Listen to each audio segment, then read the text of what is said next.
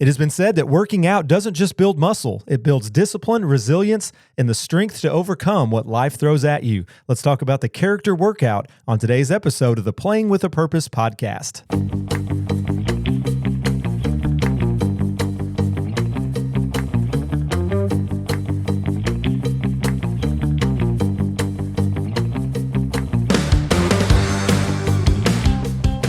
All right, welcome to the Playing with a Purpose podcast, where we explore topics related to the moral development of collegiate athletes and young people as it relates to character, responsibility, and purpose. I'm your host, Matt Barker, and today I'm excited to have Freed-Hardeman Assistant Professor of Kinesiology and a Certified Personal Fitness Trainer, Mr. Maurice Williams, with me on today's episode. Maurice, welcome to the program. Hey, appreciate it, man. Thanks for having me. Looking forward to it. Yeah, excited to have you on. And this topic that we're talking about today, I thought of you first. I was like, I've never had you on the podcast, wanted to have you on, and I thought this would be a perfect topic to discuss based on your work experience and different things that you've done throughout your career. The episode is called The Character Workout, Developing Physical, Mental, and Moral Strength. So we're talking a lot about not only the physical aspects of working out, but how that can contribute as well to moral characteristics, things that we talk a lot about on this podcast. So excited to have you on. Before we get started, tell us a little bit about yourself, some background information about yourself for our listeners that might not know who you are. Sure. So,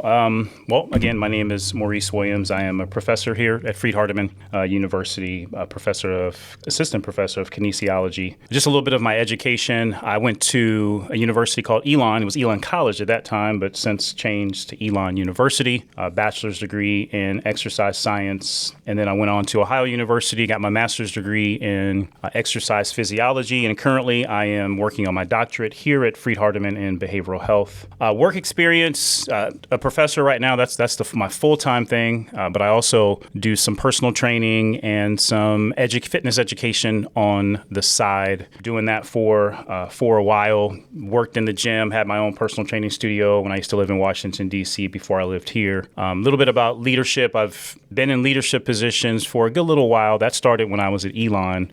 One of the great things about Elon is they allow students to, at other universities, they have certain positions, but at Elon, they allow students to lead those positions. So at an early age, I would have been the equivalent to like a fitness director at a large university when I was at Elon.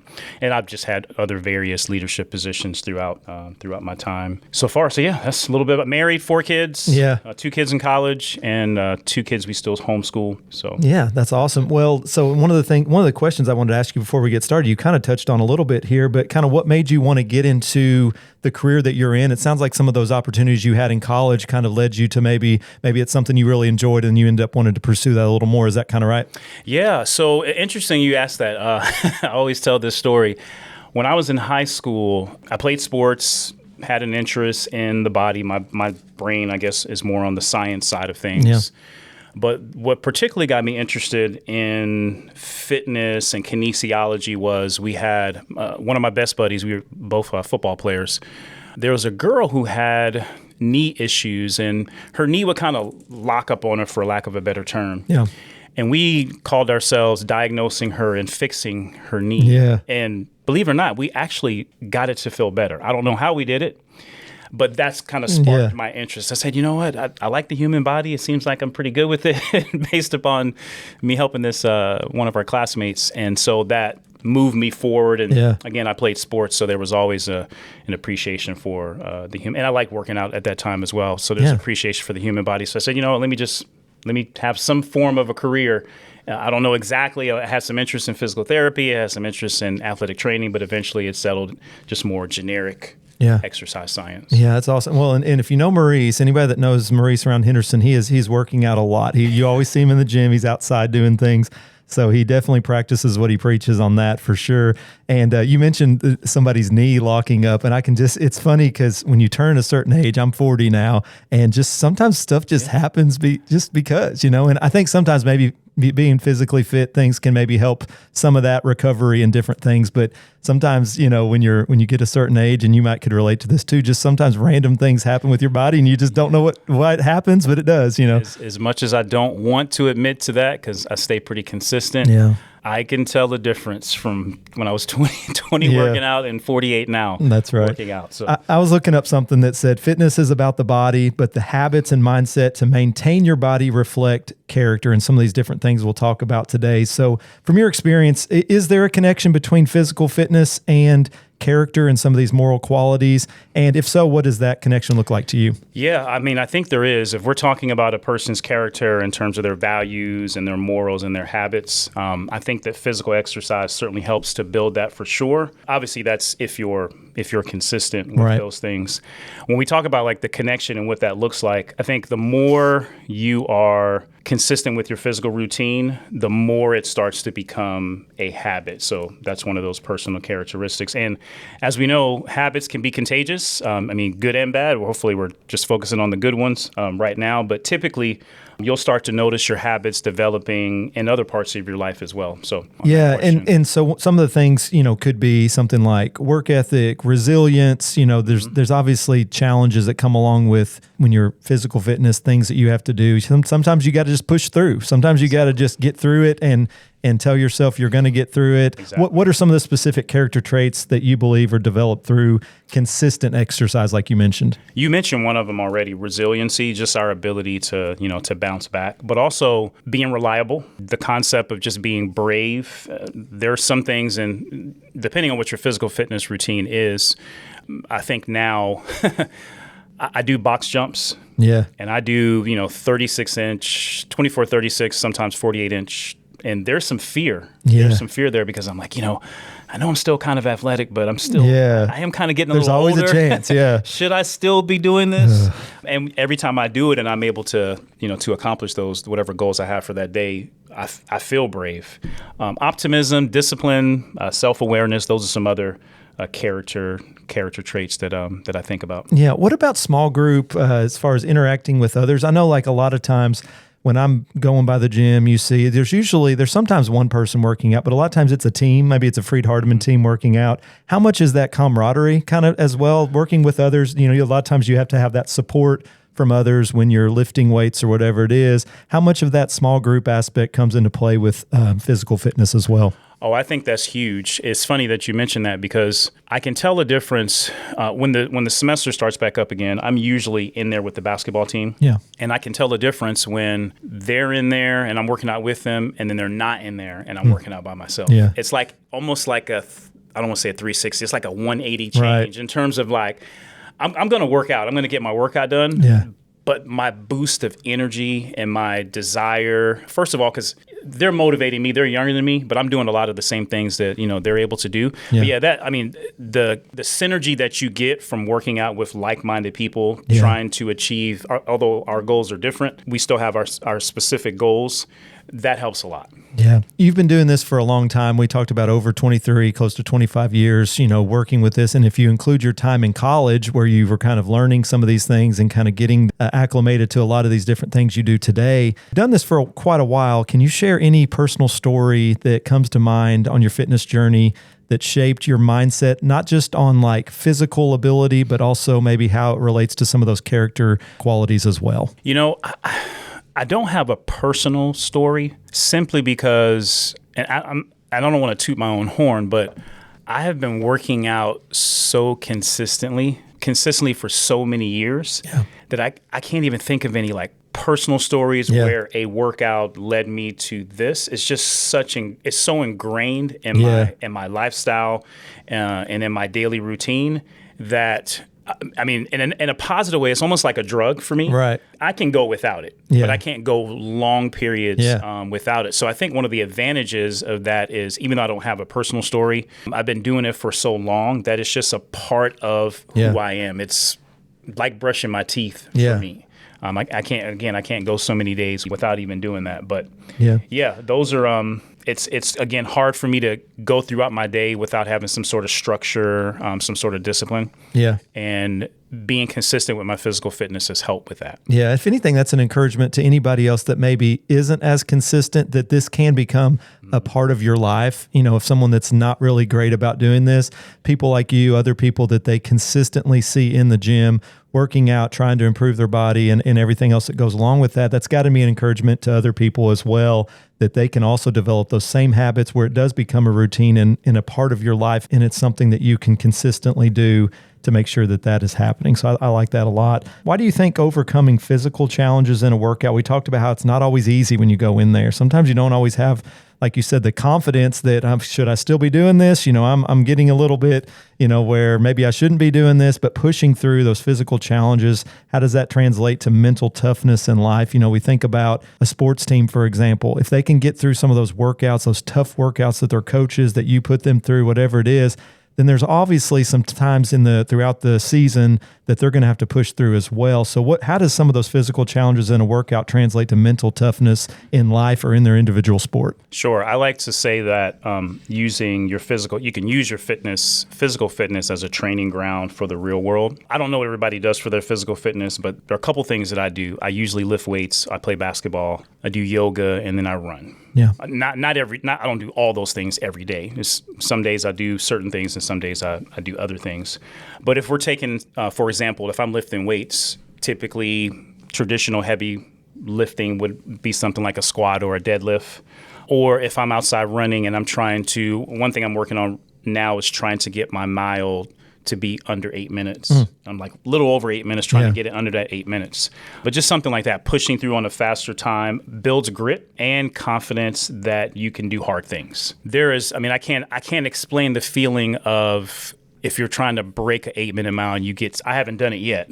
But once I noticed I was that close enough to it, I said, oh man, I can do this.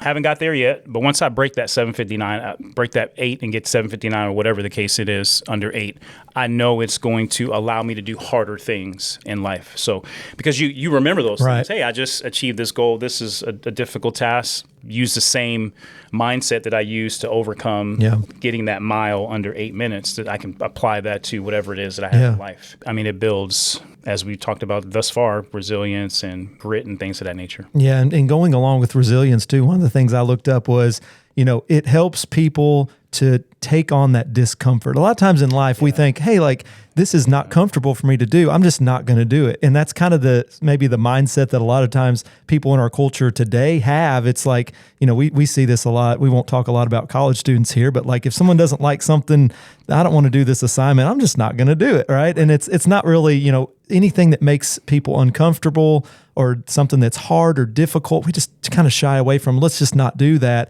And working out, whatever it might be, it's not easy, but pushing through helps you figure out when things aren't comfortable, I can still push through and do it and get through it. And getting through it sometimes is just the biggest accomplishment of all, saying I did it. You know, it helps you to be able to figure out situations in the future that might not always be comfortable. Would you agree to that? I agree with that. I know there's that saying that we only use 10% or less of our brain power. Yeah. I think this is the same thing when it comes to us just pushing ourselves and overcoming challenges. Most of the time we can do it, but we just don't like being uncomfortable. Yeah. If we can get used to being uncomfortable, man, that's going to push us so far in life, just in everything that you can think of. Right. We mentioned this already before. I might see if you have something to add to this, but consistency is a word that you mentioned as far as physical fitness and all these different things we talk about. Making that a consistent part of your life is something that's very important. It shouldn't just be where I'm going to work out this day and then I won't do it for a few months and I'm going to get back to it. Consistency is one of those things that helps you develop those character traits. It helps you develop that mindset, mental toughness. Doing it just once every couple months isn't going to develop those character qualities as much as if you're doing it consistently. So what role do you see consistency playing in building that integrity, self-discipline, mental toughness, all those things that we mentioned? It's key. It's key. If you don't have the consistency, it's like you're just starting all over again. You're not allowing yourself to get over the hump. Right. In order for you to get over the hump, it's going to be hard in the beginning. This is for people who are just like, I'm thinking about starting. I don't quite know how to start, where I should start. Once you get over that hump and you know to start to feel changes and you notice changes, people say, hey, you look different. Then it becomes easier to be consistent. You can see the results, I guess, a little bit. Yeah. But you can't stop though. That's the thing. So this just consistency is huge when it comes to all the things that we're talking about, building mental toughness and achieving the goals that you want when it comes to your physical fitness. Kind of made me think of another question here that I didn't necessarily have prepared, but when you talked about sometimes you start working out and then maybe people start to notice that, and maybe you notice it a little bit as well. How long does that usually take when you first start working out to where, and this might be different depending on the person, but where you start seeing those results? Sometimes people get, they don't want to wait to see the results. Sometimes they quit before they even see the results. How long does that typically take for someone that just starts working out to see the noticeable results that they want? Sure. So the feeling of, hey, it feels like I'm working out, that does not take long. Right. I mean, you can feel that with, especially if you're day one, especially if you're overdoing it. Yeah. Right? But let's just say you're not overdoing. Let's say you're doing everything the way you should. A week or 2 weeks, you're going to start to feel that. Yeah. Physically being able to see it, that's going to take a little bit longer because that is where the consistency comes into play. Unless you're just genetically gifted and you can lift 2 times a week and you see muscles developing already, that's just kind of not how the body works. Yeah, that's not me, that's for sure. I usually tell my clients when I'm working with personal training clients, depending on their goals, those who have large weight loss goals, I tell them 6 months. Yeah. Because it's not that it's going to take 6 months, but it's just life gets in the way. Right. If you just have general fitness goals, I usually will tell people 90 days. Give yourself at least 90 days to start seeing those results. And then people will probably see them. Other people will see them before you do. You can look at yourself in the mirror and you're like, don't kind of see anything. But then when other people look at you just going to work or, walking down the street and they say, hey, you look like you've been working out, like you lost weight, look like you're more fit. Yeah. That's when you know you're on track, right? But give yourself some time. Don't beat yourself up. But 6 months, 90 days to 6 months is a typical time frame where you start physically being able to see those results. Yeah. Let's talk about some misconceptions that people sometimes have about fitness being just physical. A lot of times, you might have some goals in mind that you want to do. We don't always think about some of these other things that go along with it as far as some of these character qualities that we can develop. So what are maybe some misconceptions that people have about fitness just being physical? I think the misconceptions come from what what we in the fitness industry call gym science. And that is that just a little brief history on how fitness evolved. The people who originally started going to the gyms were either athletes working on the Olympics, getting ready for the Olympics, and then bodybuilders, people who were trying to look a certain way. Right. So some people still think that those are the only 2 people that really need to work out. Right? Yeah. And it's more of you're either working out because it's going to physically give you an advantage on the field or on the court, or it is going to allow you to grow muscle so that you can win a competition. Right. It's like part of your job, I guess, people that have that as part of their job. Yeah. And if I don't have those goals, well, then I don't really need to work out. But there's so much research that helps us to understand the advantages of physical fitness. I just skimmed over an article that came out yesterday. You get all these, you're on these email lists or whatever, and things pop up in your email. So something sparked my interest where there's some more recent research that shows elementary school kids benefit from physical activity and not necessarily from a structural, that's great. But even if the teacher just says, hey, let's get up and let's just go for a walk around the school and then we're going to come back and start our whatever the lesson is for the day. That is advantageous in terms of our mental capacity to learn. Physical fitness helps with that. Physical fitness helps with reducing stress. Physical fitness helps with warding off diseases, metabolic diseases. One of the ones that immediately comes to mind is something like osteoporosis.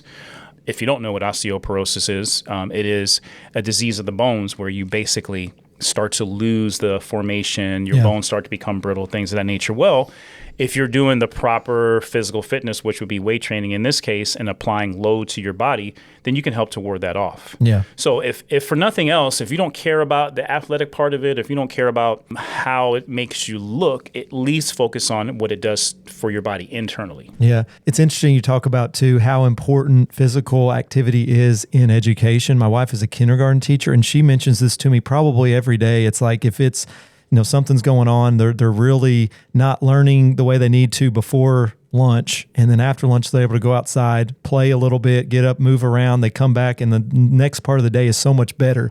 It's this idea of getting up, moving around, getting physically active in some way helps them, their minds, to be ready to learn. And I don't know exactly how that works, like you talked about the science, but there is definitely a physical component to your ability to learn and things like that. So it's very interesting, sometimes the way that our minds work as far as the way our physical bodies are working as well. And speaking of that, we talked a little bit before the podcast about some of the research you're doing for your dissertation, for your Doctor of Behavioral Health here at Freed-Hardeman. And this kind of goes a little bit more with the mental health side of how physical activity can help with some of the mental health, depression, and things like that. So we talked about how physical training can help resilience and stress. Maybe let's talk about a little bit about mental health, some of the research you've done, how that physical fitness can improve some of those mental health aspects as well. It's still unknown as to the exact science behind. I don't want to delve into that because I'll probably I'll probably bore you guys when I start mentioning serotonin and all these other chemical reactions and things of that nature. So there's the verdict is still out as to how that it helps. But the fact that when you exercise, most people when they have mental health issues, there is a feeling of I'm not like myself. Right? They're down, they're out. In and of exercise, in and of itself, because when you exercise, your body releases endorphins. And those are feel-good endorphins. Even if it's just temporary, you feel better. And you can say you're temporarily out of your depression. If you're taking medicine as well and you're exercising, then that's kind of a double advantage than if you're just doing one of the other. So the fact that there's research out there as to physical cardiovascular exercise, not as much on the weight training part. That's why my focus is going to be more so on the weight training portion. But the research that is out there does show that it is helping people overcome their mental health challenges, especially for those individuals who, for whatever reason, don't trust mental health professionals, or they just don't really care for the medicine, maybe because of side effects. So. Absolutely. It's very interesting research, and you'll be adding more to that. So once you're done, you'll be adding to some of those things that we will have some more information about through your research at Freed-Hardeman, which will be a really good thing. So kind of wrapping up here, the last two questions I wanted to kind of give some practical steps, I guess, to leave our listeners with for these last couple here. How can someone intentionally use their workouts and physical fitness routines, things like that, for personal reflection or mental growth, like we just talked about, not just looking at the physical side of it and the physical gains that they're getting from it? So I would say to this question, use that as your personal time. If you're married and you have a family, or even if you're just married and maybe you don't have kids yet, your personal time is probably limited. It's not as much as you had when you were single. So take advantage of using part of your personal time. Use it for fitness. The other thing that I say is, if as you're doing that, instead of maybe a lot of people listen to music while they're working out. Maybe not every time, but sometimes instead of doing that, listen to a sermon, listen to a podcast on something that will allow you to improve your life. Maybe it's some growth tactics or anything along those lines. I've even seen some Christians here locally in Henderson daily walking in the morning, but like when I say hi to them and I'll say, hey, I can tell they're like talking to themselves. And they're not talking to themselves. They're actually memorizing scripture. Right. So you can take advantage of exercise and maybe what's the word that people use? Make your time work for you. While you're getting the physical aspect of it, you can be memorizing a sermon, working on your, maybe you have a delivery, a speech or something to deliver to your employees that day. You can focus on that as well while you're doing that. So use it as your personal time to not only work on your physical aspect, but improve your mental and I'm sure there's so much less distractions when you're out walking as opposed to when, like, if you do have kids at the house trying to think through something, you got, kids in the background, you're not able to really clearly think through some of those things. So that's got to be a good time to have that personal reflection when there's a lot less noise. So the kind of wrapping up here, what advice would you give to someone who struggles with sticking to a fitness routine? We talked about consistency is key. So someone that maybe struggles with that consistency aspect, what advice would you give to someone that wants to develop that fitness routine and wants to grow in character as well? Yeah, with us being in this, internet age, you type it in and it can be to your house in 24 hours or less type of environments. A lot of people take that and they apply it to fitness too. So what I've noticed is people who are just starting out, or maybe they're not seeing the results and they want to change to something else, they try to do everything all at once. Yeah. So I'm going to lift weights 5 days a week. I'm going to run 5 days a week. I'm going to I'm going to throw everything away in my cupboards and in my cabinet. I'm going to go out and buy all these healthy foods. I'm just going to do all of it at the same time. That, friends, is a recipe for disaster. So I usually tell people, you got to start slow. Pick one or two things that you know you can do consistently for, let's say, week 1. I'm going to do this once or twice a week. Right. I'm going to go for a walk, and I'm going to work on nutrition-wise. I'm going to work on drinking more water. Yeah. Right. Even if it's just a cup more, 2 cups more. And then the next week, once you've achieved that, okay, now I'm going to go 3 days a week, and I'm going to add in 15 minutes of weight training. I'm going to, now that I've gotten my water somewhat under control, I'm actually going to start keeping track of my water. Yeah. And then the 3rd week and the 4th week, you're just adding 1 or 2 things on that you've already been doing, but you're just increasing it. Eventually, within, again, going back to the 90 days to 6 months, you've built all these habits that you've slowly brought into place. It hasn't overwhelmed you. Yeah. And you can consistently do those things over time. Yeah. So that's my advice to individuals who are starting out. If you're like, I don't know where to start, first of all, get a physical. Make sure you're good to go when it comes to your physical fitness. We don't want you going out and having a heart attack or anything like that.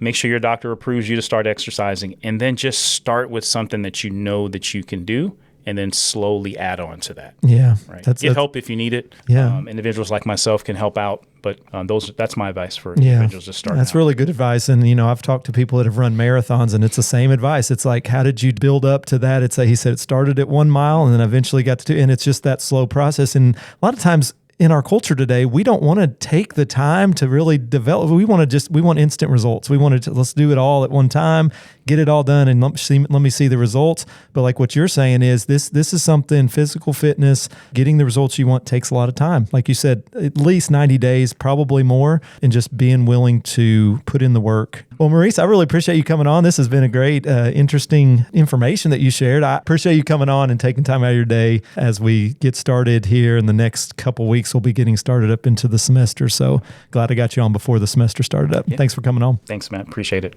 So as we wrap up today, I want you to remember this from today's episode. Fitness isn't just about how much you can lift, how far you can run, or how you look in the mirror. It's about who you're becoming in the process. Every rep, every mile, every early morning workout, it's shaping your character just as much as your body. I want to leave you with this quote today from James Clear, author of Atomic Habits. He said, "Every action you take is a vote for the type of person you wish to become."